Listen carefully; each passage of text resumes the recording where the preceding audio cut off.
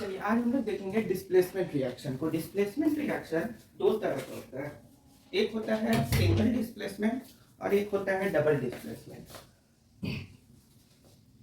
Hello, आज हम लोग क्या देखेंगे, डिस्प्लेसमेंट रिएक्शन को। डिस्प्लेसमेंट रिएक्शन दो तरह का होता है, एक होता है सिंगल डिस्प्लेसमेंट, एक होता है डबल डिस्प्लेसमेंट। एक होता है सिंगल डिस्प्लेसमेंट रिएक्शन, एक होता है डबल डिस्प्लेसमेंट रिएक्शन, जिसको कि डीडी रिएक्शन भी बोला जाता है। सिंगल डिस्प्लेसमेंट रिएक्शन दो तरह का होता है, ये भी एक होता है मेटल डिस्प्लेसमेंट रिएक्शन और एक होता है आपका नॉन मेटल डिस्प्लेसमेंट रिएक्शन। समझ में बात आई। उसके बाद ये जो नॉन मेटल डिस्प्लेसमेंट रिएक्शन होता है ये भी दो तरह का होता है, एक होता है आपका पार्शियल डिस्प्लेसमेंट रिएक्शन। ये क्या होता है, पार्शियल डिस्प्लेसमेंट रिएक्शन, और एक होता है कंप्लीट डिस्प्लेसमेंट रिएक्शन।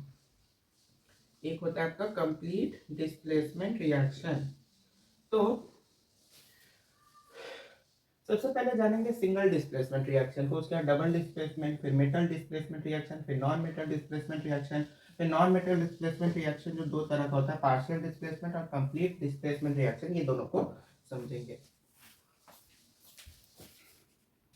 चलो देखो, सिंगल डिस्प्लेसमेंट रिएक्शन जो होता है ये आपका एलिमेंट यानी ए जो है वो क्या होगा, आपका एलिमेंट और बी सी यानी मॉलिक्यूल्स के बीच में होता है। यानी एक एलिमेंट होना चाहिए और दूसरा क्या होना चाहिए, मॉलिक्यूल्स, दोनों के बीच में डबल डिस्प्लेसमेंट रिएक्शन होता है। मोस्ट रिएक्टिव एलिमेंट क्या करता है, most reactive element less reactive element को उसके मॉलिक्यूल्स में से डिस्प्लेस करके खुद को उसके पोजीशन पे फिक्स करता है। जैसे इस रिएक्शन में होता क्या है कि ए जो है वो मोस्ट रिएक्टिव एलिमेंट है, ए क्या है, मोर रिएक्टिव है, और बी जो है वो लेस रिएक्टिव है। तो मोर रिएक्टिव एलिमेंट क्या करेगा कि जो लेस रिएक्टिव एलिमेंट है उसको डिस्प्लेस कर देगा और खुद उसके पोजीशन पे फिक्स कर जाएगा। इसका जो नेचर होता है यानी सिंगल डिस्प्लेसमेंट रिएक्शन का जो नेचर होता है वो एक्सोथर्मिक होता है, क्योंकि इसमें हीट एनर्जी जो है जैसे ही वो डिस्प्लेस किया उसके साथ आपका हीट एनर्जी भी क्या होता है, निकलता रहता है, हीट एनर्जी भी बाहर की तरफ इवॉल्व होता रहता है। इसमें सबसे जरूरी चीज होता है रिएक्टिविटी सीरीज, कि कौन सा मेटल कितना ज्यादा रिएक्टिव है, कौन कितना कम रिएक्टिव है, कौन कितना मॉडरेट रिएक्टिव है, तो उसको फिर यहाँ पे देखते हैं।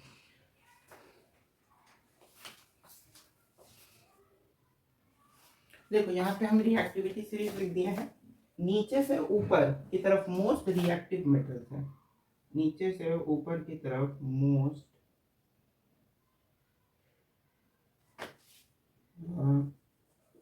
सबसे यहाँ पे रिएक्टिविटी सीरीज लिखा हुआ है, जिसमें नीचे वाला सबसे लेस रिएक्टिव एलिमेंट है यानी प्लैटिनम, और ऊपर वाला सबसे मोस्ट रिएक्टिव है। नीचे से जैसे जैसे ऊपर जाएंगे तो लेस से लेके मोस्ट रिएक्टिव एलिमेंट तक मिलेगा, जिसमें से सबसे मॉडरेट है, मतलब कि हाइड्रोजन जो है मीडियम लेवल एक होता है ना, मॉडरेट लेवल, उस लेवल पे क्या करता है, रिएक्ट करता है। सबसे रिएक्टिव होता है लिथियम, उससे थोड़ा कम होता है पोटेशियम, फिर सोडियम, फिर calcium, magnesium, aluminium, zinc, iron, lead, hydrogen, copper, mercury, silver, gold और प्लेटिनम।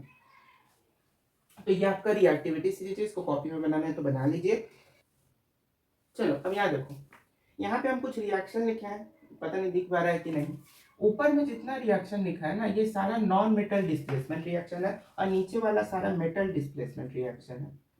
अब कैसे देखो, जब भी हम लोग लिथियम जो है, अब यहाँ पे रिएक्टिविटी सीरीज भी लिखा हुआ है, उसको ध्यान से देखो। जब लिथियम को हाइड्रोक्लोरिक एसिड से रिएक्ट किया गया तो लिथियम क्या किया, हाइड्रोजन को डिस्प्लेस कर दिया, हाइड्रोजन को क्या किया, डिस्प्लेस किया और खुद उसके पोजीशन पे आ गया। तो यहां पे क्या हुआ, लिथियम लिथियम जो था मोस्ट रिएक्टिव मेटल्स जो थे वो नॉन मेटल्स को क्या किए, डिस्प्लेस किए। Most reactive metals, most reactive, जैसे यहाँ पे देखो जितना भी यहाँ पे हाइड्रोजन है, यहाँ पे जितना भी वो सारे के सारे क्या है, हाइड्रोजन है। तो हाइड्रोजन जो है वो आपका क्या होता है, नॉन मेटल, मतलब नॉन मेटल के कैटेगरी में ही हाइड्रोजन आता है। तो नॉन मेटल के कैटेगरी में आता है तो ये सारे नॉन मेटल, ये सारे जितने भी एसिड थे इन सब में से नॉन मेटल जो हाइड्रोजन जो था वो अलग हो गया, और उनके जो आयन्स बन गए, chlorine, sulphate, nitric, carbonate, phosphate, ये सारे के साथ क्या हुआ कि मेटल्स क्या हो गए, कंबाइन हो गया और हाइड्रोजन इवॉल्व आउट हुआ। तो इवॉल्व मतलब हटा कौन, हटा आपका नॉन मेटल, तो ये आपका क्या हो गया, नॉन मेटल डिस्प्लेसमेंट रिएक्शन, जिसमें नॉन मेटल्स क्या हो जाते हैं, हट जाते हैं। जबकि यहाँ पे अगर ध्यान से देखो तो यहाँ मेटल से आपका मेटल ही डिस्प्लेस हो रहा है, नीचे वाले में पोटेशियम भी मेटल है, आयरन भी मेटल है, और most reactive metal less reactive metal को डिस्प्लेस कर रहा है, तो ये आपका क्या हो जाएगा, मेटल डिस्प्लेसमेंट रिएक्शन। जैसे लिथियम और हाइड्रोक्लोरिक एसिड, लिथियम क्लोराइड बना magnesium sulphuric acid, calcium nitric acid, तो इन सारे में क्या हो रहा है, इन सारे में आपका ये सारे के सारे नॉन मेटल्स हैं और ये सारे के सारे क्या है, मेटल्स है। तो मेटल्स क्या कर रहा है, नॉन मेटल को डिस्प्लेस कर रहा है, तो नॉन मेटल डिस्प्लेसमेंट रिएक्शन। यहाँ पे मेटल्स क्या कर रहा है, मेटल्स को डिस्प्लेस कर रहा है, तो ये मेटल डिस्प्लेसमेंट रिएक्शन। समझ में बात आ गई, बस यही है। यहाँ पे मोस्ट रिएक्टिव मेटल क्या कर रहा है, लेस रिएक्टिव मेटल को डिस्प्लेस करे तो वो metal displacement reaction. Most reactive metal जब लेस रिएक्टिव नॉन मेटल को डिस्प्लेस करे तो नॉन मेटल डिस्प्लेसमेंट रिएक्शन। अब जानते हैं पार्शियल और कंप्लीट डिस्प्लेसमेंट रिएक्शन। इसको partial and complete displacement, sorry, हाँ देखो, जैसे अगर हम लिखे सोडियम प्लस H2SO4, सोडियम से अगर सल्फ्यूरिक एसिड रिएक्ट करता है, सोडियम से क्या रिएक्ट करता है, सल्फ्यूरिक एसिड, तो ये आपका 2 बार रिएक्ट करता है, मतलब या तो ये NaHSO4 बनाएगा प्लस H, या तो Na2SO4 प्लस H2। बात कहने का ये है कि जब सोडियम आपका सल्फ्यूरिक एसिड से रिएक्ट करेगा, जब सोडियम सल्फ्यूरिक एसिड से रिएक्ट करेगा तो या तो वो आपका NaHSO4 और हाइड्रोजन गैस इवॉल्व हो, ये वाला कंडीशन करेगा, या सोडियम सल्फेट का फॉर्मेशन करेगा। तो इसमें ये जो पहला वाला केस फॉर्म करेगा इसको कहते हैं पार्शियल डिस्प्लेसमेंट रिएक्शन, और ये जो सेकेंड वाला केस सॉल्व करेगा इसको कहते हैं कंप्लीट डिस्प्लेसमेंट रिएक्शन। अब कैसे, पार्शियल मतलब होता है आधा, पार्शियल मतलब क्या होता है, आधा।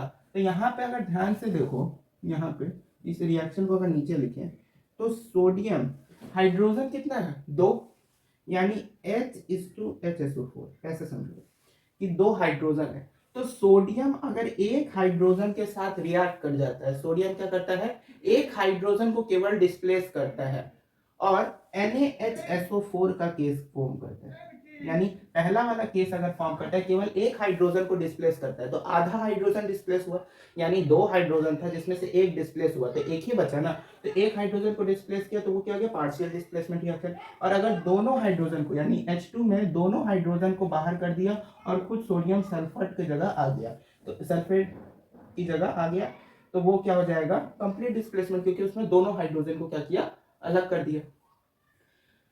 तो हाफ अगर हाइड्रोजन अलग हो तो वो क्या हो जाएगा, पार्शियल डिस्प्लेसमेंट, पूरा अगर अलग हो जाए तो वो क्या हो जाएगा, कंप्लीट डिस्प्लेसमेंट। और इसमें केवल हाइड्रोजन ही डिस्प्लेस होगा, क्योंकि जो पार्शियल और कंप्लीट डिस्प्लेसमेंट है ये दोनों आपका नॉन मेटल डिस्प्लेसमेंट रिएक्शन का टाइप है जिसमें हाइड्रोजन आता है, तो केवल क्या होगा, आपका हाइड्रोजन ही करेक्ट है कि अगर हाइड्रोजन आधा डिस्प्लेस हुआ मतलब पार्शियल, अगर कंप्लीट डिस्प्लेस हुआ तो मतलब कंप्लीट रिएक्शन। उसी तरह से कैल्शियम और सल्फ्यूरिक एसिड में भी अगर सोडियम की जगह कैल्शियम कर दें तो कैल्शियम अगर पूरे हाइड्रोजन को डिस्प्लेस किया तो कंप्लीट रिएक्शन, अगर हाफ हाइड्रोजन को डिस्प्लेस किया तो पार्शियल डिस्प्लेसमेंट रिएक्शन। समझ में बात आई। अब यहाँ पे कुछ बातें ध्यान रखने वाली हैं, क्या, तो वो बताते हैं। अब यहाँ पे 2 कंडीशन आता है, क्या आता है, 2 कंडीशन। पहला कंडीशन नंबर 1 ये आता है कि अगर एक हाइड्रोजन हो तब क्या होगा, अगर 2 या 3 हाइड्रोजन हो तब क्या होगा। अगर आपके पास एक हाइड्रोजन होता है, क्या होता है, केवल एक हाइड्रोजन अगर होता है तो उस केस में जो रिएक्शन होगा वो पार्शियल तो नहीं होगा, उस केस में वो कंप्लीट रिएक्शन होगा। मेरे कहने का मतलब है जैसे अगर सोडियम और हाइड्रोक्लोरिक एसिड का रिएक्शन कराया जाए तो ये हमेशा आपका सोडियम क्लोराइड और हाइड्रोजन गैस, यही रिएक्शन आपका हमेशा परफॉर्म होगा। मतलब इसमें अगर केवल आपका एसिड में यानी नॉन मेटल में केवल एक ही हाइड्रोजन हो तो वो आपका पार्शियल डिस्प्लेसमेंट शो नहीं करेगा, वो हमेशा कौन सा डिस्प्लेसमेंट शो करेगा, कंप्लीट डिस्प्लेसमेंट रिएक्शन। अगर हाइड्रोजन की संख्या ज्यादा होती है, जैसे H2, अगर दूसरा केस है कि अगर हाइड्रोजन 2 हो या हाइड्रोजन 3 हो तो उस केस में आपका क्या होगा, तो अगर 2 या 3 हाइड्रोजन अगर आपके पास है तो उस केस में हो सकता है कि या तो अगर 2 हाइड्रोजन है तो इसका एग्जांपल एक देते हैं, जैसे अभी दिखाया कि 2 हाइड्रोजन हो तो उसमें Na2H2SO4, इसमें आपका पार्शियल डिस्प्लेसमेंट रिएक्शन भी होगा और कंप्लीट डिस्प्लेसमेंट रिएक्शन भी होगा अगर 2 हाइड्रोजन है। अगर 3 हाइड्रोजन है तो इस केस में भी आपका दोनों होगा, इस केस में भी आपका क्या होगा, दोनों होगा। जैसे अगर हम लोग मैग्नीशियम को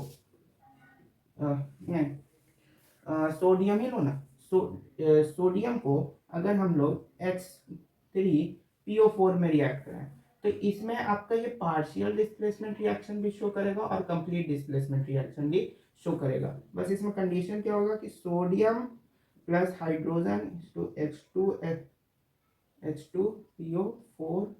तो या तो इसमें यह हो सकता है कि सोडियम जो है एक हाइड्रोजन के साथ रिएक्ट कर जाए, तो एक हाइड्रोजन के साथ रिएक्ट करेगा अगर सोडियम तो NaHPO4 प्लस H2, तो ये क्या हो गया आपका पार्शियल डिस्प्लेसमेंट रिएक्शन। अगर सोडियम जो है H2PO4 में दोनों के साथ अगर रिएक्ट करता है, यानी 2 हाइड्रोजन के साथ, या तो एक के साथ करेगा या 2 के साथ करेगा या तीनों के साथ कर लेगा, तो 2 के साथ अगर रिएक्ट करता है तो उस केस में आपका बनेगा NaH2PO4 प्लस H2।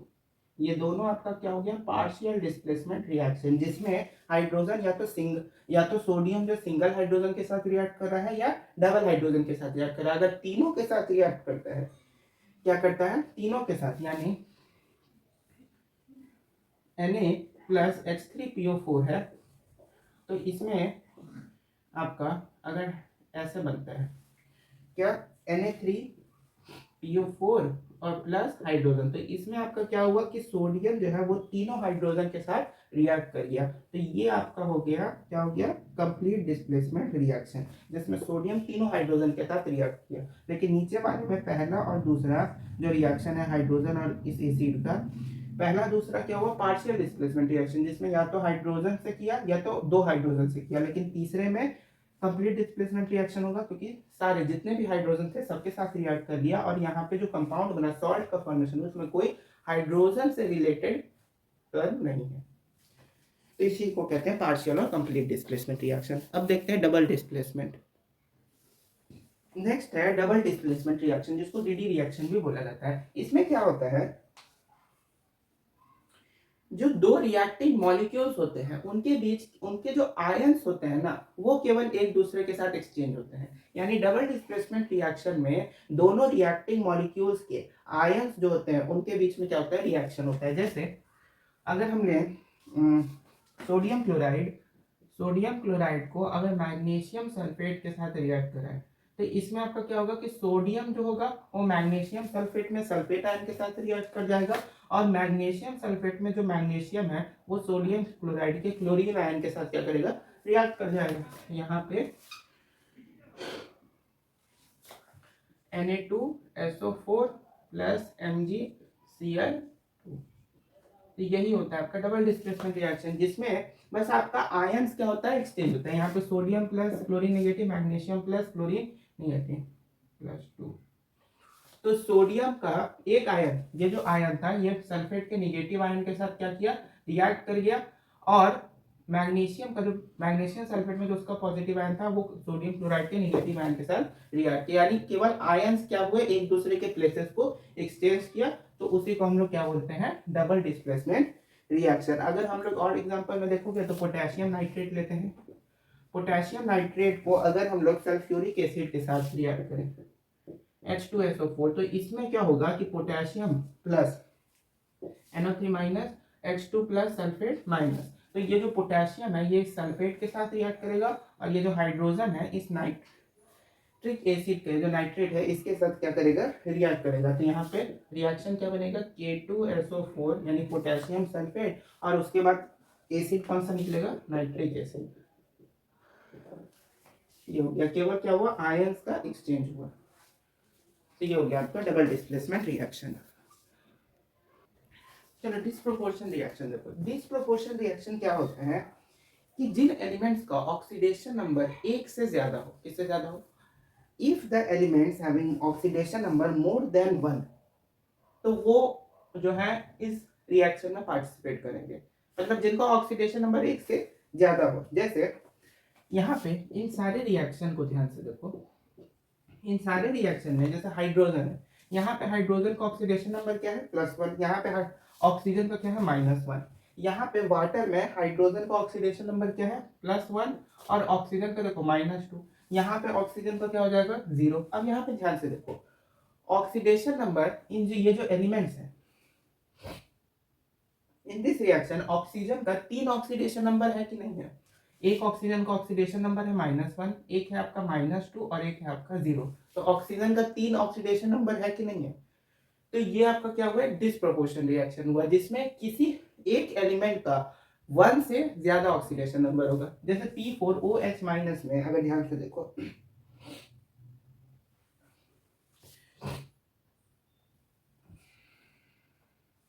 तो फास्फोरस का 0 ऑक्सीडेशन नंबर, इस आयन का -1, H2O में वाटर का +1 और ऑक्सीजन का -2, PH3 में अगर ध्यान से देखो तो हाइड्रोजन का +1, फास्फोरस का +3,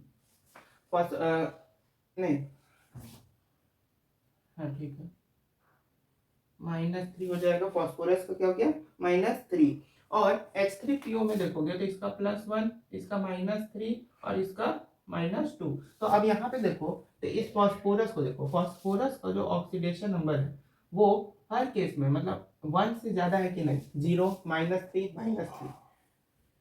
मतलब ऑक्सीडेशन नंबर केवल देखो ना, ऑक्सीडेशन नंबर आपका क्या होता है, ऑक्सीडेशन नंबर में साइन का नहीं। जैसे यहाँ पे देखोगे तो ऑक्सीजन का 1 है, यहाँ पे 2 है, यहाँ पे 0 है पहले वाले रिएक्शन में। दूसरे वाले रिएक्शन में ये तो ऑक्सीजन का पता है। फास्फोरस का अगर दूसरे वाले रिएक्शन में देखोगे तो फास्फोरस का ऑक्सीडेशन नंबर क्या क्या है, ऑक्सीडेशन नंबर आपका 0 है, 3 है,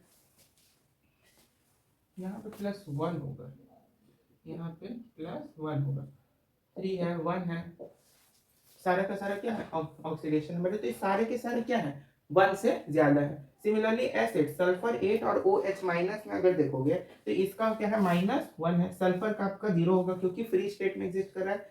सल्फर का H2 का क्या हो जाएगा -2, H2O3 में देखोगे तो +2 -2 +2 -2 +1 -2। तो अब यहाँ पे देखो तो सल्फर का ऑक्सीडेशन नंबर अलग अलग है कि नहीं, एक बार है +2 -2 0, 1 से ज्यादा है। ऑक्सीजन का भी देखोगे नंबर केवल देखो, साइन पे मत जाना +- केवल नंबर देखो कि 2 2 0, 1 से ज्यादा है। सिमिलरली ऑक्सीजन का अगर देखोगे तो यहाँ पे आपका 1 है, यहाँ पे 2, यहाँ पे 2, तो 1 से क्या है ज्यादा है या 1 के बराबर है। तो इसी को हम लोग कहते हैं डिस्प्रोपोर्शन रिएक्शन। यहाँ पे देखोगे तो सल्फर का +4, इसका -2, ऑक्सीजन का 0, +6 और -2। तो यहाँ पे सल्फर का देखो, यहाँ पे +4 है, यहाँ पे 6 है। ऑक्सीजन का देखो यहाँ पे 2 है, यहाँ पे 0 है, यहाँ पे 2 है। तो 1 से ज्यादा है कि नहीं है। सल्फर का एक ही रिएक्शन में 1 से ज्यादा ऑक्सीडेशन नंबर है, ऑक्सीजन का भी 1 से ज्यादा ऑक्सीडेशन नंबर है एक ही रिएक्शन में। तो इन सारे को क्या बोलते हैं डिस्प्रोपोर्शन रिएक्शन। बात समझ में आ गई।